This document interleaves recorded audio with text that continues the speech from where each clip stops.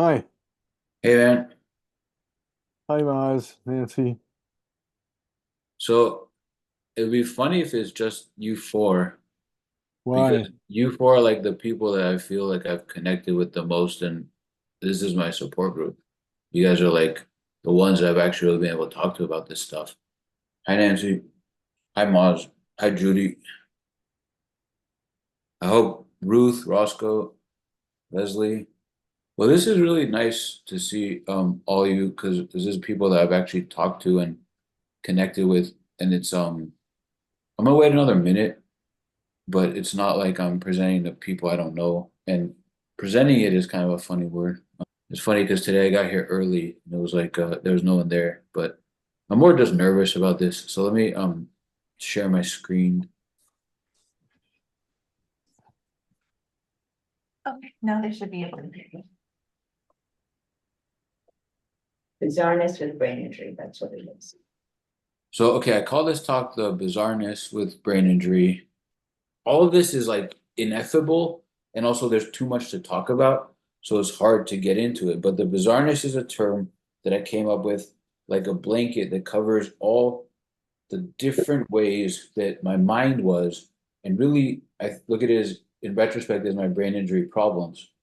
The bizarreness describes the problems in my mind after my brain injury, and the bizarreness I think is shaped by my brain injury problems. And the more people I talk to with brain injury, the more I can see that this kind of applies to them enough. So I can say that I use my experiences as a template, but also I have to listen. You have to listen to what other people are saying because everyone's bizarreness is different. So just for a record, just to like prove that I had a brain injury, I don't have any pictures. I don't have any. No one took pictures of me in the hospital. My parents didn't do that. But this is a picture of the car I was in. I was in the back seat in the part that got crushed. I had a subdural hematoma. About a third of my skull was removed. I was fortunately airlifted to Cedars-Sinai. I had a subdural hematoma. Long recovery. I say like 7 to 11 years, but that's not true because the recovery and changes continue. But I was in the hospital for 36 days. I went in on October 11th, and I remember they were saying, or I was told that they were saying I'll be home by Christmas, and then I'll be home by Thanksgiving, and I was home before Thanksgiving, but I don't have a lot of memory from that time. I've been looking for a list or a graph or a representation to show all of the things that the brain does. And this is the best thing I could find. It's a poster you could buy online. And it's all the anatomical connectivity of the brain with the known brain regions and somewhat the functions, but not really. But the way I think about brain injury and the bizarreness is that certain parts of you get injured, and these are the brain injury problems that you have to deal with. And we deal with them every day in unique and specific ways. Also, there are other problems, not just brain injury problems. So, I'm going to share my list of my brain injury problems to the best that I can, and I have these concepts that I'm going to try to like focus on across this list, which I call the core problems, and they're in bold. And these are the specific brain injury problems, specific network, specific processes, specific things inside of me that I view as having been injured directly from my brain injury. And then there's interaction of these processes that it's like you try to explain it, but you end up, like a crazy person with all these graphs. So that's what I'm going to show. So, okay, the first problem that I had, the clearest problem that I had, I remember having double vision. I had cranial nerve damage. My right eye was stuck in the corner, so I looked at the world and I would look at it, try to align my eyes in this side, but it would always be in this double way. And I remember that from the hospital even. I have memories of it, and that lasted the first year until I got involved with experimental therapy at the time. This is circa 1999, 2000, and a clinic was doing experimental therapy for that, which worked for me. The movements, the activities, I had to be driven to this clinic, and I learned how to work on my eye movement. And over time, this injury to my vision went away, but it would still be there later in time if I aggravated it enough. So the other feeling that I had from the moment I got home from the hospital, it was like the world is not the same. Reality, I called it reality is not the same, but really it was like the world around me. My room is not my room. My house is not my house. I had the me is not me, but that was different, and I'll get into that. But it was like the world forever felt just like it wasn't real. And Dan, can I ask you something real yeah, quick? yeah, yeah, yeah. When you say your house was not your house, what was it? It was and it wasn't. It's like because I remember the moment I got home from the hospital and it hit me like this feels different. This is not the real way that it is. It just in the podcast I've recorded with people that say the same thing and have that same awareness, and it is my house, but inside it didn't feel, nothing felt like what it was. It felt, I started saying it's like it's like what it is. Everything is like what it is, but it's not. Um, can't explain it better than that. Okay. Okay. And that, so those two feelings, like the double vision, consumed everything. I remember I was in the hospital, they were testing me, they adapted for my double vision, and it didn't help me. It didn't make sense to me that, I don't know, it just consumed everything. It was fatiguing beyond belief. And then when that feeling went away over that first year, that was a big, a good change, but a strange change. The other biggest problem that I had, my mom says I was like a toddler in the hospital. And when I got home, I was still like a toddler. And I don't really remember that time, although I have specific memories. They say I didn't have reasoning like an adult. A speech therapist that my mom had found, we found many people, but many of them weren't good. But she was good. We'll call her T because that's one of her initials. T helped me in this way to recognize that my cognition was gone.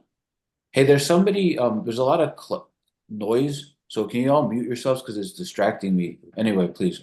But the gears of thought, the ways of thinking, the ways, and it wasn't just thinking in terms of like academic stuff. It was thinking like with brushing my teeth. It was thinking with basic things like getting dressed and basic things like planning for the day, planning a backpack, making anything that required steps. And she kind of tapped into that with me. It was a process to regain it. And I worked with her. If there was the 3 months of being like a toddler, and then maybe 2 months after that that I remember, because I got double the therapy with her because we got rid of all the other therapies. Apparently, that's the thing that insurance companies won't do anymore. But she got me aware of how my cognition was gone. And what we did was math in addition, subtraction, and basic steps for months in my head, adding and subtracting just these little numbers. And that was so grueling. And she was aware of the cognitive endurance and she was aware of the processing speed, but I don't think she understood how much more of it was injured in me. And then when that therapist left or finished, I had met her goals, and the goals were so basic that it was like, okay, this is not going to help me, but it was the beginning of help and the beginning of awareness for what was wrong with me, but I still had to work on it. That process took about 7 years. Yeah, just one of the weirdest things of restoring cognition, working in small bites to then gain eventually other aspects. Like I couldn't do algebra, and with enough small thinking of addition, I could start to do basic steps of algebra. The other aspect of it was that if I pushed too far, the fatigue would hit, and that so there was the two forms of fatigue, the moment to moment, everything in my mind was hard to make happen. And that I think includes attention and focus and every aspect of what cognition is. And then there was when you push too far and you hit this level where you cannot function anymore. And I was pushing that level for about 4 years. And then the other thing on here, which I have the blue arrow connecting to the mental thirst and relief. So I have this brain pressure and it comes with my thinking in it. And I remember in the beginning, I couldn't think and I had to drink the water and I still have this problem, but it was like at its worst. And I have two water bottles now. This is my like the big gun. Then I have this one. I have a bunch of other ones, but it took years of learning this process in me. I remember when I went back to school, first I went back to community college to take the classes that I had done really well with in high school. Algebra 1, algebra 2, chemistry, some social science, and the gears of thought wouldn't work. And I had to use the water to like, it's almost like lubricate or decrease the dryness in my mind so that the thinking would happen. And it was so weird. And I remember anyone who like asked me why I'm drinking water, and I explained to them that they would always say, "Have you tried to not drink the water?" And it was just very frustrating because I was like, "No, that doesn't work. That's not a solution to this." I still don't know what this problem is. And then the other big issue was that my mind was not my mind. And that was a feeling that towards the end of the vision therapy, I remember being in my room doing my vision exercise and I had the mirror and I was looking at myself and it hit me like this, holy shit, my inner me is no longer there. My mind is not my mind is what I called it. I have now a few discussions with people about this and I hear other brain injury people talk about this. As soon as I realized that that was there, I didn't believe it, so I had to keep testing it in my head, but it was always the same conclusion.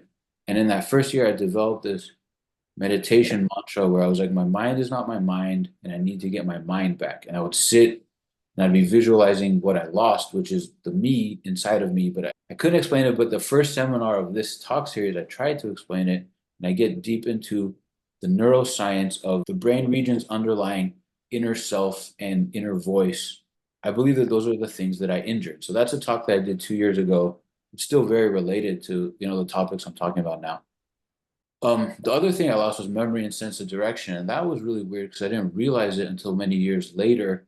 And then the work became, how do I regain this? How do I baby step effort to memorize and baby step effort to be lost and figure things out? And that was I still deal with that today. The other So I have major sleep issues since my brain injury, and one of the core problems I believe underlying it is flipped circadian rhythm.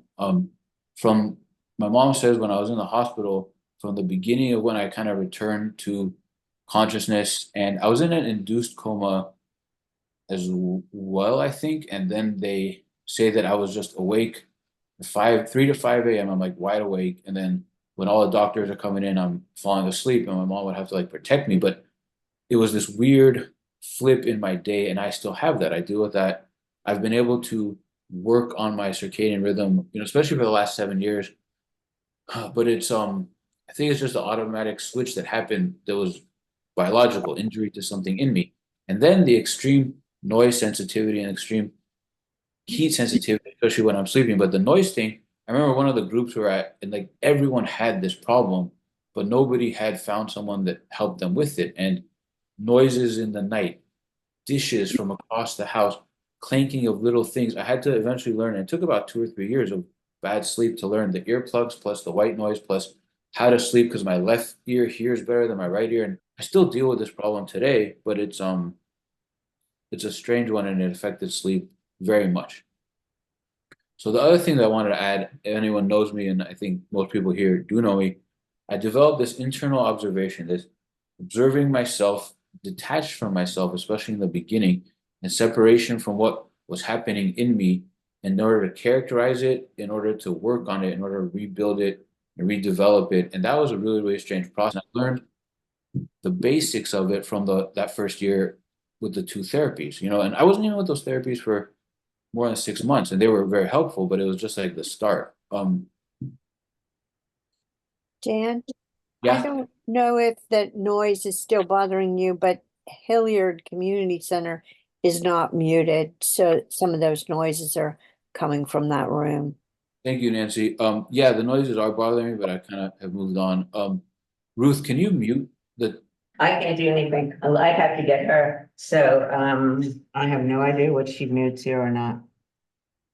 Let me, because nobody's here, but let me go grab. Well, don't worry about it then. Don't worry about it. Have a seat, and I'm okay with it. I was more distracted. This whole thing. So there's other things I'm not talking about in this talk, but okay. So what's on this slide and the previous slide transitions to this slide with the beautiful graying of the capacities that I believe I regained over the first 7 years of my brain injury, and that life and that time became focused on what was wrong with me and how to fix it. And I think definitely I was ableist towards myself and I was ashamed of the inability to think because I enjoyed thinking, I love thinking, and that was a part of me. So regaining, rebuilding, redeveloping are ways and terms that I've used for these different capacities and the reduction of fatigue through learning to not push myself to the limit was a huge part of it, but there was all this strange ways with which I regained these parts of myself and dealt with them. And that was, I think, as weird as the injury to begin with, and it's really hard to talk about. The other thing that happened, and now I can see it, is that all those capacities, I look at them like small fires. They're huge fires in me and now small fires that I manage, but I have negative attribution bias around these capacities. So when I'm driving and I suddenly get lost, I freak out or I have this anxiety in me. I'm only now aware of that, but it fuels this negative bias. And my wife said to me when I realized that negative attribution bias is a thing with brain injury, she's like, "You're like that, and you're always like that," and she's right. And it's really hard because I don't give kind of anyone the benefit of the doubt or myself, but it's just the people that I'm close with that I've been able to talk to about that. And it comes from having once injured, just basics of reasoning, basics of I remember putting information into my head wouldn't happen, and it became drilling it and writing it and reading it and repeating to get the information into my head so then I could use it to remember, to think. And it really, really broke my reality in a way that doesn't make sense. Yeah, so in addition to the negative attribution bias, the feeling that the world felt different, like the world, but not, that went away about 17 to 18 years after my brain injury. And I remember I was living in Eugene at the time, and my garden, it was like, this doesn't feel like how it used to feel. And then I went on a trip with my family. We went to like Long Beach. My wife had a conference. Then we went to my parents' house, and I was like, feel different. It's very clear to me that the feeling like the world is like reality, but not went away. Randy, I have the interview with you where you talk about the windshield of reality being clearer, and what is the windshield? You can't explain it, and that reminds me of it for sure. When you say that the feeling, like even in the garden, it felt different, are you talking about the experience itself was somehow different, or are you talking about an emotional response? I'm talking about the world around me. The But feeling, when you use the word feel, are you relating to an emotional response that you were having? no, Okay. it wasn't emotion because the emotions actually wasn't really there at that time, and it settled in. And that's a whole different story that I'm about to try to explain in a few words now. But it was not in episode 3 with Ayalu, he talks about it as perception. And he says his perception got injured. Right. And it's So the it wasn't a world. feeling, it was how you were perceiving everything as opposed to a feeling. Yes. And I, if you spend enough time in your mind with a brain injury, perception is a feeling as well. And so I consider them the same thing, but let's distinguish between emotion. It definitely wasn't an emotion, but it was a feeling about the world because the world doesn't, it's like, I don't know, it's hard to explain because it's there and you're in the world, you're traveling through it, but it is not the same. It is not real. It is, in episode, I don't remember with Venusia, she says it's like a dream. And I don't know if that's a good enough explanation, but yeah, it's the I world. suspect that Ayalu's description was probably far more accurate, that it's the perception, the experience of what you're perceiving. Yes, except sometimes you can feel it as the perception, and sometimes you can feel it as you're like so in the fog that the world isn't, it's the world, it's not the perception. So it's so deep into that. I've had this discussion with him a few times. I tried to record it once, but it was, yeah, it really feels like the world is off. And so that went away. And it doesn't feel like the perception of the world, it feels like the world. Is all I can distinguish. Sandy, I also didn't have emotions for a very long time Yeah, and was very aware of that. And so I understand, I think, what Dan is trying to say that he's experienced as well. Randy, I'm gonna pause you because I want to say Yeah, what yeah. slide. And so the feeling about feelings happened. So I got this recovery journey where I got all these capacities in me back to normal, not how they were before, but good enough. And then I got focused on neuroscience because towards the end of my undergrad, and I used my undergrad to work on the cognition. I got into neuroscience and I was like, oh, this is the key to what I injured in me. But that didn't make sense. At least I couldn't talk to the professors and other students about that, but I knew that in myself. And there wasn't a time where I felt it. And there was these flickers. And I think about it now better than I had for a few years. So I kind of forgot about it or maybe didn't want to think about it. But there was extreme frustration with any of the things that I couldn't do. And then there was extreme frustration would lead to the anxiety about not being able to do it. But in the meantime, the baby step process to regain it was I was figuring that out and I was doing it.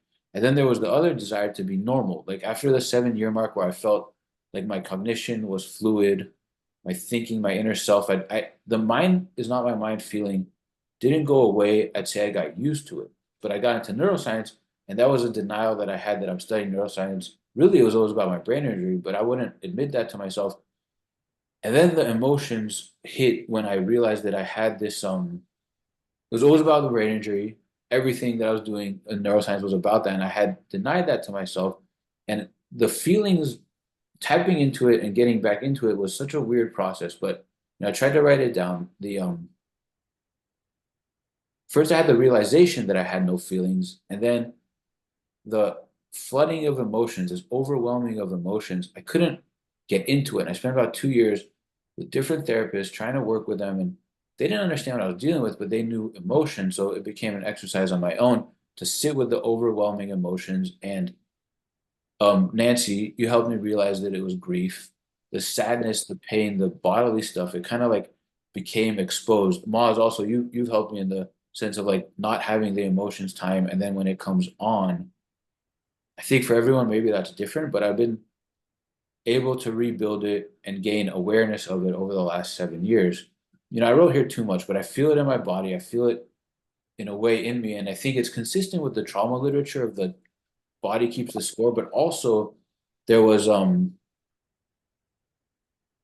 don't know, it's different. I don't want to try to explain that now. So anyway, the other thing that's been unique and interesting is this twisting that I've developed, which is a movement style. And I feel like I'm getting at the pain in my body. I use the pain as a radar and I move into it and through it. And it's helped me a lot. And the other thing is I'm still dealing with when the sound and the feelings hit me.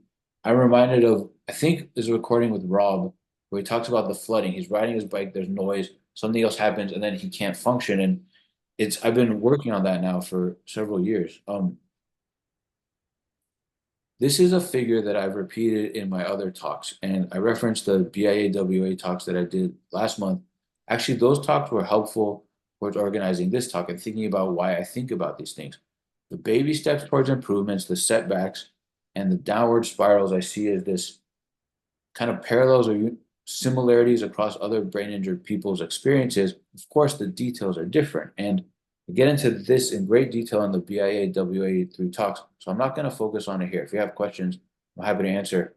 And discussions with people, with Nancy, and with actually many people as I talk to them, I realize that the term baby steps is a metaphor. And I think it applies well for certain things like regaining cognition, executive function, even speech and movement. And those relearning through this baby steps is a fitting metaphor for other issues of building tolerance, dealing with sensory problems, pain, vestibular issues. It kind of fits. And I don't know if this metaphor fits for emotional work and the loss of self stuff. I'm trying to deal with that now and the grief, but in a way it does, and in a way it doesn't. I'm open to discuss that with anyone. And also the baby step progression, it takes years, months. It's a really weird scale. And I was going to say that many people I've met, because they don't have support and they don't have help in the ways that they can really use, they don't ever get into this phase. And it's a really horrible situation. Okay, so I was just gonna say that the bizarreness continues, and that's these projects. The Experiencing My Brain podcast, it's like I had to find a way to talk to people, and I'm still working on that. And thank you everyone who's here. As soon as I started connecting with other people has made my brain injury real. And what that means is that it was just in my head. For 17 years, I didn't talk to anyone about this. And the problems, they had a nature, and they had a nature in me that when it's just in my head, it doesn't really exist. But as soon as you meet someone else that you can relate with, all of a sudden now it's a real thing. And now it's like clearer. And so I wanted to thank everyone for that. in order to have the discussion about it, I guess we need to have the discussion. And then the other side is the talks, the scientists talking about these specific things. They have a lot of awareness of specific problems, and they have a lot of awareness of specific aspects of brain injury, but it's like in these boxes or in these cookie cutter views. And I look at it as they have these spotlights on these issues that we're dealing with. And so it's a good discussion to have, but that discussion needs to be elaborated. So I've been collecting, those seminars for about 4 years now. And I started making this list of all the things that the middle line here is the example topics that come up. Building awareness of one's own core problems with brain injury. Another is the misunderstanding, the world and reality not feeling right. I have these recordings with people that they've said the same thing or similar enough, the fatigue. And I have on the building brain awareness to help brain injury recovery side, the talks that are academics and clinicians who, they're finally talking about this, or I got a really clean recording of them talking about this, so now I can say it exists. But we all know that it exists without that evidence. So it's a really weird situation. And the fatigue, the loss of self, the mind being not my mind, the grief, the pain, the interaction of the brain injury symptoms, the alexithymia and negative attribution bias. I finally got some good recordings on that. And they're just sitting on my computer. I'll get them out eventually. But at a certain point, I realized that all those podcasts, that list is all these discussions where I've had these kinds of topics come up, but really they come up across all the discussions, and it's kind of a ridiculous list. And I didn't want to like start saying everyone's names and stuff, but I just wanted to say that it is bizarre and it is strange, but I'm glad that I have these discussions and I capture them and I just like listen to them and I cry and I feel it. And I'm like, okay, this is like an example of something similar to what I was dealing with, and also these people are dealing with it. So it's a really strange process. Bizarreness continues. The other thing I wanted to share here is with Karen McElroy, she has these websites. She's done a lot of state level work. She's kind of directed policy. She's the only unbrain injured person I've ever heard talk about these stages. She said she's for 30 plus years, she's seen her clients go through the mental fatigue stage, the slow processing speeds stage, and then the short-term memory stages. She presented this is a slide from her talk several years ago. She presented this as what does the outside world see when the person is going through this, which is a great perspective to have on it. But if I had 8 shifts over the first 7 years, by the way, the shifts in my mind continued. These are good examples of the earlier shifts, and it was so exciting for me to see someone talk about it because then it becomes a real issue. I have now 4 discussions on the podcast, and similarities are across these other people's experiences, and they describe it in a similar way, but different, of course. I have 3 talks that I did for the BIAWA. Part 1 is a close look at brain injury problems. Part 2 is a framework for brain injury problems.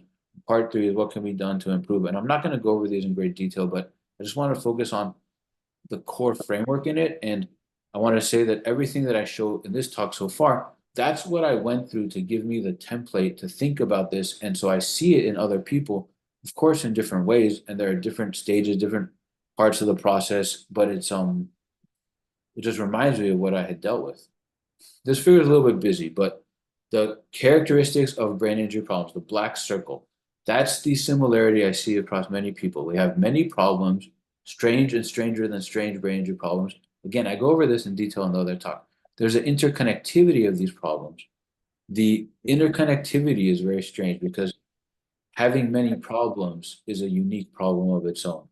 The way the problems can aggravate each other and interact with each other, that becomes an issue. Let's say when you go to a therapist or try to get certain help, in isolation, one problem can be dealt with, but in life, as the problems aggravate and mix and influence each other, it becomes really hard to deal with. There's also a hierarchy of problems. My double vision is a good example for me of that, where the double vision was so domineering, I couldn't deal with anything else. And then once the double vision got dealt with my cognition, I would push myself to the point where the headaches would come back and the double vision would come back and the nausea would come back. And I was just talking to some brain injury people through one of the Facebook groups about, someone posted, does intense thinking give you headaches? And we began this discussion of how the activity of thinking can push other problems in you. And it was such I just felt validated because it's like, okay, this is a problem that other people have too. But when I try to explain that Or when I did try to explain that in the past, I don't feel like it got understood. The constantness, the changes, the next thing on the list.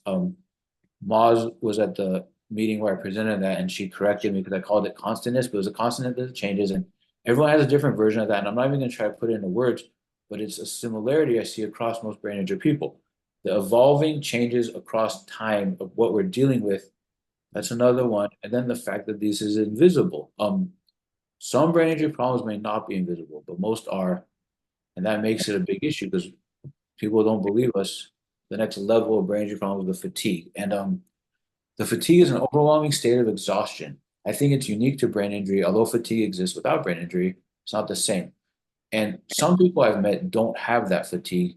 And in that case, I think pushing too far, pushing to your limit with anything can lead you to that same state. I had this analogy. So if improving from brain injury is like untying a complex, invisible internal knot, then learning to not push your limits to the state of fatigue allows for the tension in that knot to be relaxed. So you can even try to begin to untie it being all the problems inside of you. And many people I know, they live with that fatigue their whole brain injury life because they can't get a way to relax that knot. And it's really, really sad and really horrible situation. But after 4 years, I learned to not push myself to the limit. And the fourth, fifth, sixth, seventh years of my brain injury, things improved a lot. And I have evidence of this or recordings with other people with similar experiences. The next level, called the psychological emotion trauma response, this is on top of the core problems. That's why the core problems are at the core, and the fatigue intermixes with this. And I think that this is the hardest realm. It's the most misunderstood. It's the most traumatizing. And for me, it's really been the hardest to talk about. I didn't tap into this for about 17 years.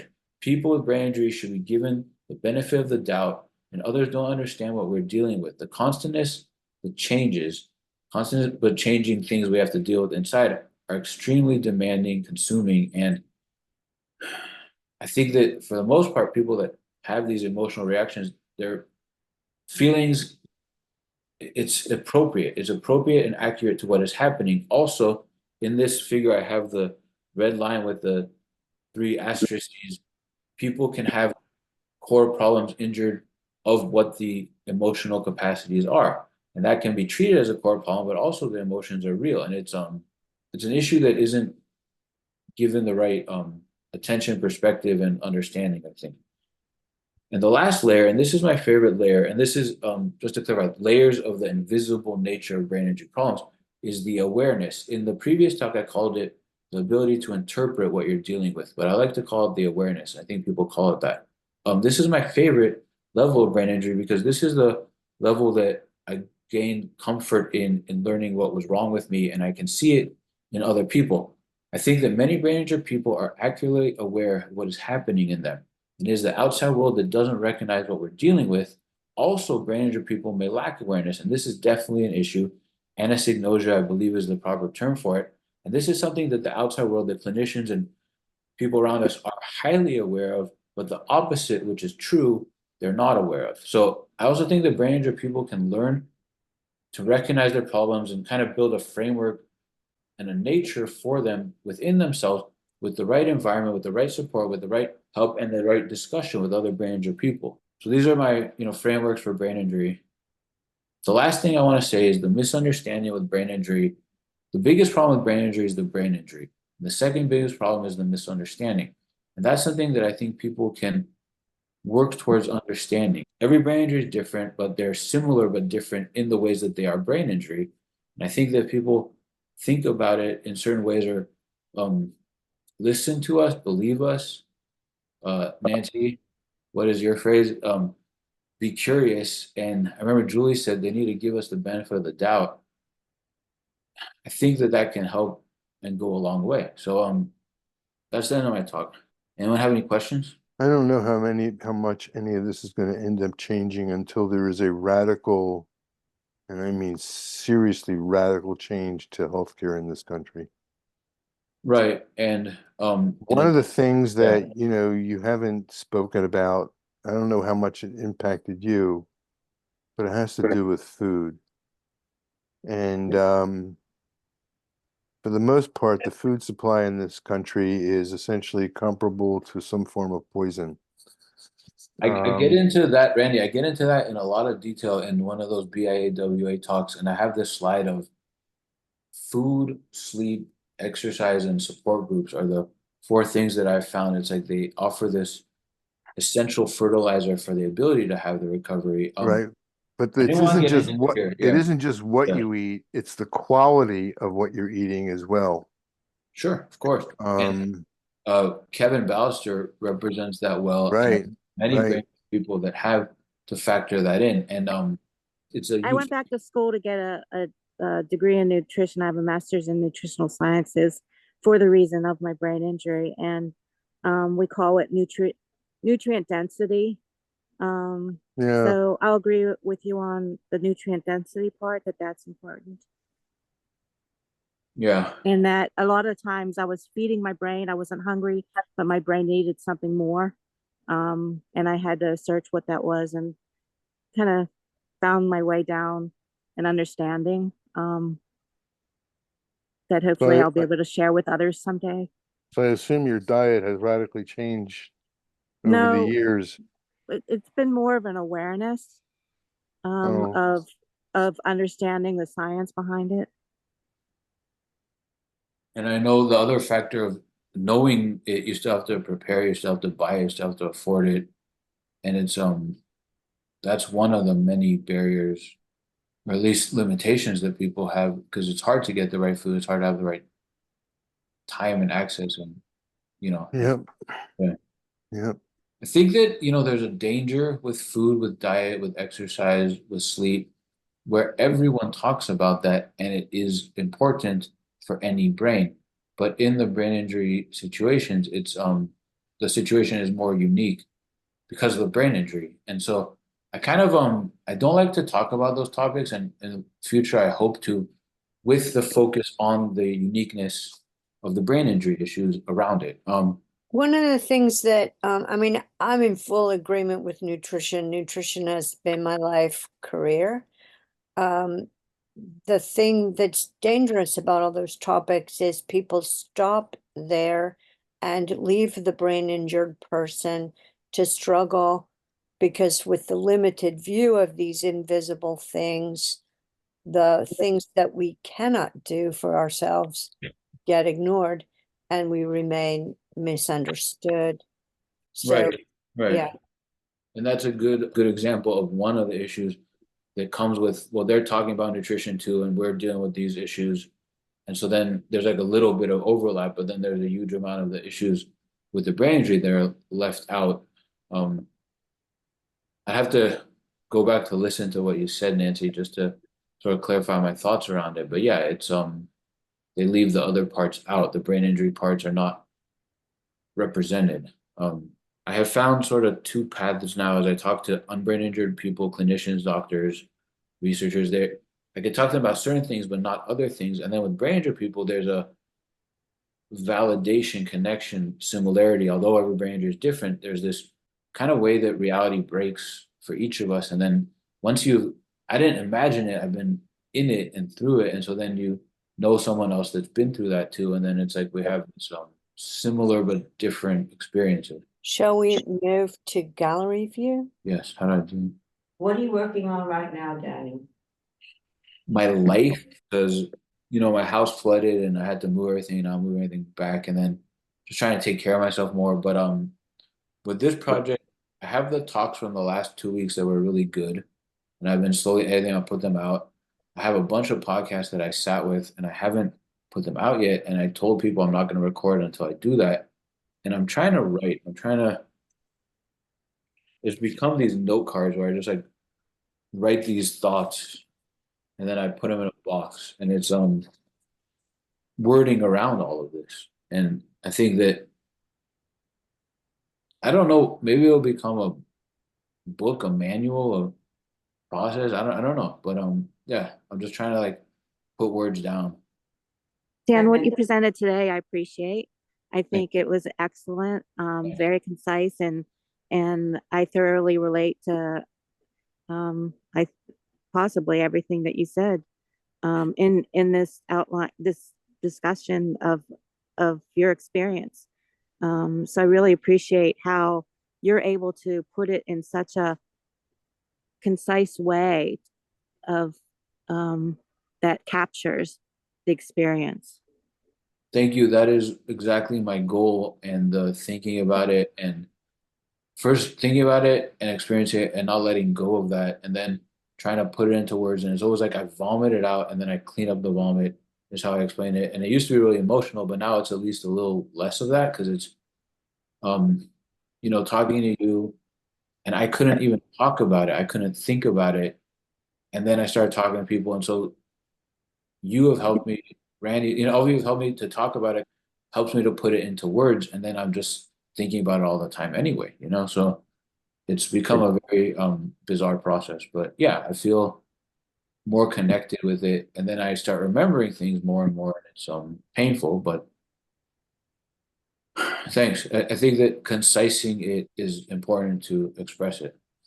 And well, personally, like right now, would you say I'm working on, I don't know, thinking more clearly, I'm working on controlling emotions, and what would you say personally you're working on now that you see a difference? With my emotional stuff, I'm definitely working on allowing the feelings to sort of be in me, and it's a lot of painful stuff and reactivity to my family's feelings.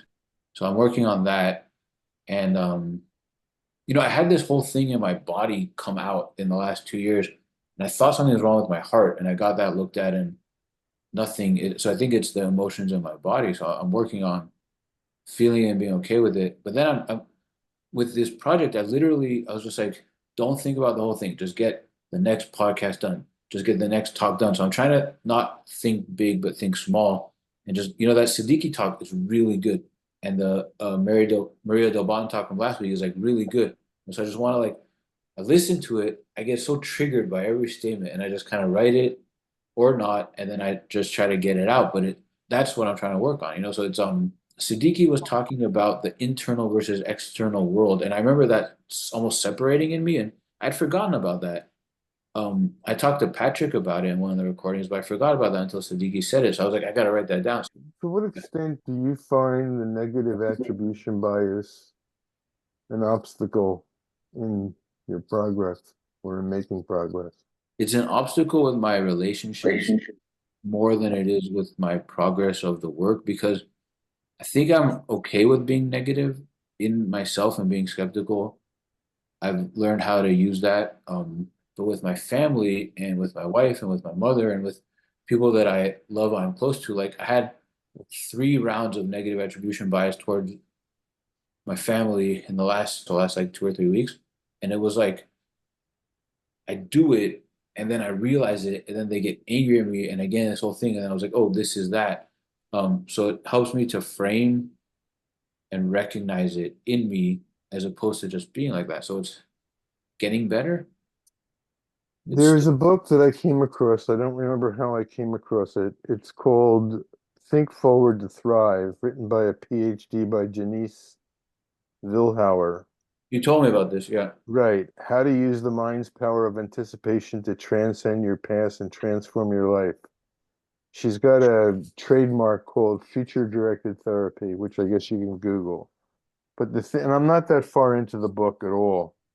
But the thing that I noticed about it is that reading through this, it's like butting heads, no pun intended, with the negative attribution bias. Right, absolutely. And, and I don't know what to do or what to make of it or anything, but I think that in that sense is a good example of the negative attribution bias isn't something I want to do, it's something that happens in me. And for right. say, oh, just don't do that. I have this brain thirst, I can't think unless I drink a bunch of water. No, just don't do that. And it's like, well, that doesn't help. That doesn't even. So Right. if you get to a part in the book where it says, how do you take your negative bias and shift it into positivity? I would love to read that, but I bet, does that book have that part? I don't know if it's exactly like that, but it sort of touches upon that. And there's some work pages in it Ralph Waldo Emerson, this is a quote from Ralph Waldo Emerson. That which dominates our imagination and our thoughts will determine our lives and our character. You know, when you have this negative attribution bias that's dominant, it's a bitch. Can I Well, ask a question, Dan? yeah. About the negative attribution bias that you're talking about? I never came across that terminology. Mhm. But what you just described about it sounds like something that I've witnessed in myself, that I came up with different terms for it. Is it You encounter it whenever you're interacting with others? It doesn't happen when you're interacting with like things that are independent of relationship. Well, let me be more specific because I think it happens when I'm not interacting with other people. I'm just not aware of it as a problem. So, well, it'll be definitely a problem when I'm lost, when I get into Okay. mental conundrums that I can't solve, but it's much So it's kind of more like you're talking about your own ideas about your abilities, that sort of thing. sort of. And Uh, the getting yeah. lost is the best example I can think of because there was years where I was like, I don't know where I am, and I had to like navigate in finding a path that works for me and continue always get to that same path. And then once I can do that, then I built navigation into me. But now when I get lost, if I get lost, like I'm driving in the rain, I'm in a new area and it looks totally different, then I really feel like I don't know where I am. I can breathe, I can pull over, I can use my phone, and I can navigate back to what I need to. But if there's someone else in the car, it makes it so much worse and they don't understand what I'm going through. So then the negative attribution bias gets pronounced with them there versus when I'm alone. To me, it sounds a little bit like self-consciousness, but I experience something that when I'm interacting sometimes with other people, if they're interacting me in a way that they could put me in a place where I'm totally stopped, I'm unable to get to the next thing until I completely wipe and internally wipe that person from my environment. So I call it obliterating the source of the dissonance. And I may do stuff to distance myself from them. And the only way that I can distance myself is to cut them out of my life. But then once I do that, the instant I decide to cut them out of my life, I can bring them back in. But the problem I have is that I will approach them to cut them out of my life, but they won't let me back in after I've done that. So it's a problem that I've had with others, that Mm. I may like this person, but it's just that they put me into a complete stop, and the only way I can get out of it is doing that kind of process. And I haven't talked to anybody who's experienced that or has a solution for that. And I tried Is it, talking to a psychologist about it, and he didn't get it necessarily. He took it as me obliterating the source of the dissonance was me being saying that I was actually a violent person, which I'm not. you were a what Unfortunately, person? a violent Tyler. person. Wow, Mars, thank you for Yeah. sharing that. I am fascinated by how you've explained that, and I may be, I mean, I'm not at the same place as you, but I am having similar struggles, and most of them are with, relationships and Yeah. how I'm seen projected upon, none of which is really actually my reality, but more that I need to deal with, which is too hard to deal with. But to use the term negative attribution bias, my simple way of looking at it is expecting the worst, whether that's accurate or not. But I think, Mars, you are actually observing more accurately what's happening rather than expecting the worst and making it so. Yeah, I've My been observation. accused of having, I plan for I mean, I grew up in a way that in planning for the worst, it's not looking for the worst, but planning for the worst, it makes me a very positive person. So if I can, see all the alternatives that possibly could happen and plan for each of those contingencies, and having a brain injury, not really able to do that. So I was like talking it out loud to other people to try to capture it. And a lot of times, after my accident, when people didn't know me beforehand, they would say, why are you, you're always like so negative and that, and I was actually a very positive person. Then I've had other people say, you're the most positive person I know. It's very interesting how others get the type of communication that I've had over the years in trying to deal with the stuff that I've in the best way that I could possibly do it. But I think I'm a very positive person. To a certain extent, we have to be in order to keep hope in ourselves, to keep trying. Don't you think? I thank you for sharing that, Yeah. Mars, because I resemble that too. And I get the same criticisms and projections from others. And there's no way I would be alive today without that positive attitude Yeah. and expecting the best and then being surprised, but having all those plan B and C helps me navigate the world. Whereas people that are, let's use the word normal, they say, oh no, I just figure it out when it happens. But no, I can't do that. And I You're think not only a positive person, but you're a very loving person. And I find a lot of people with brain injury that I've met have that in them, that they actually are very loving people. And it's just, I could feel it. And it's so great to like now have emotions to be able to sense that. And I see Ruth has her hand up. I want to go back to what I was trying to say before, is I had many conversations with you when you lived in Eugene. And I would never do as having a negative attribute bias. I almost wouldn't think of you in any other way than with other friends I had, in a very realistic, that you had very realistic views of things, not at all negative.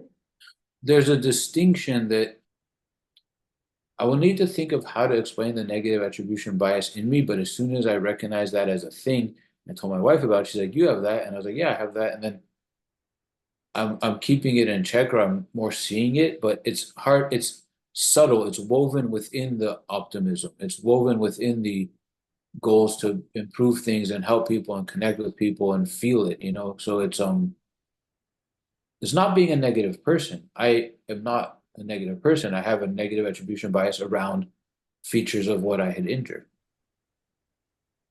Maz, I want to ask you a question that I'm curious about. When you talk about meeting people or knowing people, whatever, and something would happen that they just stop you, have you identified, is there any common denominator that you, Well, the reason why I say dissonance is that the common denominator is something that uh it's so it's dissonance was a term that I learned in my social psychology course. yeah, And the professor, it was for business people, and the professor said there was three ways that you approach dissonance, and dissonance is a difference from your value system. And so if somebody is coming at me with a different value system, that for me it surrounds my safety. If they're putting me in a situation where my safety is now being compromised, because they're I get very triggered by prompts. So I am, if somebody's like going to go off and hike that day. Now that's a beautiful, wonderful thing to go off into the woods to hike, but now that's all I have information for in that moment, or maybe for the rest of the day. And that could put me complete stop if I need to like go out and shop and get groceries. Instead, I'm now thinking about how to plan for a hike. And that sounds like a very positive situation to be prompted by, but I'm giving you a innocuous kind of situation. Usually when it has to do with my safety, it's much more severe than this, but that's the only thing that came to my head just now. Um, okay, so if it puts me in a situation where now I'm prompted about situations that are in opposition of what I need to do, and I can't get to that information in my head, that's now creating a situation where this person is overpowering my abilities, and that's dissonance for me. And so I have, one of the ways that you deal with dissonance is either you take it in and you make it a part of yourself, you totally oppose it and fight it and distance it, or you incorporate it into something else. So those are the three ways that you deal with dissonance. So for me, the prompting all consumes me. And if it's something that's dealing with my safety, then I can't get to what I need to do to be safe. And so I end up pushing that, writing that person out of my life and telling them why in detail.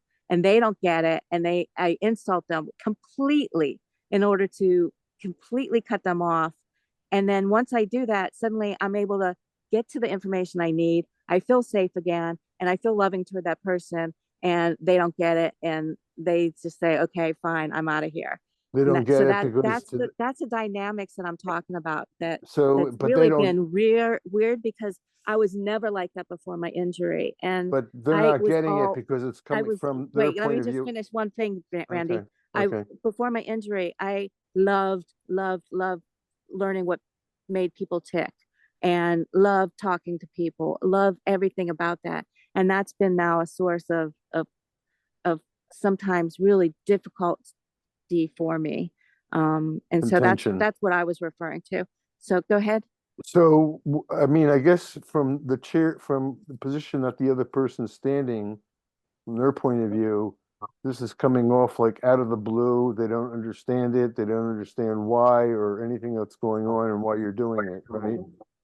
Well, I think Dan and I had some situations where, like people think, well, we can agree to disagree. And for me, it's like, no, I can't. I Yeah, have to yeah. like completely get rid of you in order for me to function, like That's just function interesting. in the And most I think, basic sense. And it's like the most basic sense is like, that's bizarre.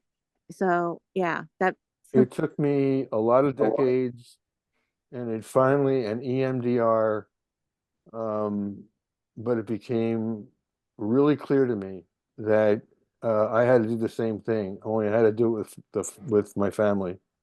Actually, I use that term very loosely because I came to realize there never was one. well, this And is instantaneous for me. It's not like a long yeah, Randy, grudge you two kind of are not thing. talking about the same thing because I've talked to oh, both of you in detail about this. And Maz's memory and representation of other people and how she connects it with people, let alone, I cannot, I'm only starting to understand that dissonance as you explain it. And I want to talk to you more about it, but what Randy has is something different. And neither is a lesser different or not to compare the issues, just they're different problems, they're different core problems. That's the I had a discussion with someone recently about their problems, and it was like he's super aware of what he's dealing with, and doctors can't help him, and that's that. And we were just on the same page with the awareness of our problem. That's the thing that has come out across all of this the most to me and the most clear. And Moz, you're a great example of that because you're able to explain what you're dealing with. And um, yeah, I think it's unique to your brain injury issue, but there's some overlap, there's some similarity, and then other people, it's like we have so much problems with other people, and I don't even know how to get into that part. Aside from maybe they'll listen. this was good, Dan. Thanks. Nice going, everybody. Anyone else want to say anything? I was responding to Nancy's in the chat. Oh, good. If I can just quickly say it out loud, maybe instead. Yeah. Is that okay, Nancy? That'd be great. Okay. So Nancy asked if it's a constant like noise where it needs to be silenced, the dissonance, and I was responding. There's only like one thought, one ability at a time, and Yeah. so that's why it's all consuming because there's only like I'm in that area of the brain that got prompted, and so in order for me to interact properly, I need to transition to other parts of my brain, and the inability to transition puts me in a full stop of being all consumed by that. So it's not so much that there's a noise that needs to be silenced. It's more that there's only one ability at a time that my brain is able to get to. And that being prompted to that area of my brain that is now in opposition of where I need to be for me to be able to take care of myself in a sense, because I have nobody else to rely on or turn to, becomes a dangerous situation for me, especially if it's something that's against my value system or or some way of me thinking that is hopeful and promising for me. So that's, I guess, does that help understand what I'm trying to say? Yeah, it does help, and I have all kinds of additional wonderings, and maybe Oh, well, sometime we email can me. talk about that. Yeah. Yeah, email me. That'd be great. Okay. Would you two want to record this kind of a discussion? Because I think that your explanation of it, Moz, and Nancy, your questions and interest in it, it's an example of what we're dealing with allows us to understand this in other people much better. But your prompting and your shifting of inner realm, Moz, I find that that's like a really interesting one. The other thing about all this is like it's fucking fascinating, you know, all these like ways that our mind is. We have to deal with it and it's real. And if they just understood that, it would be like, work with me, you know? I think we could, it would be a big way to begin the right help, you know, to cut to I'm the a chase of what we yeah, need. I'm a Yeah. problem solver. Anything that comes at me, I have, I seek ways to solve it. And so identifying the problem is first, but then Yeah. if you Yeah. can't get to a solution and nobody else has a solution even close to resemble it, it's it's hard.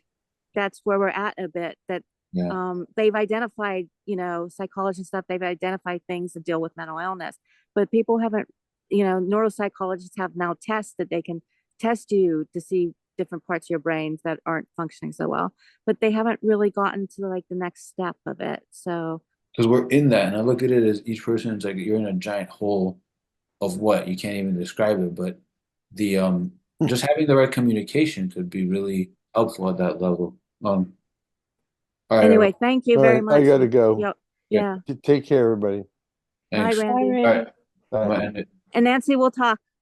Yes. When Okay. All right. Thanks, everybody. Yeah. Bye.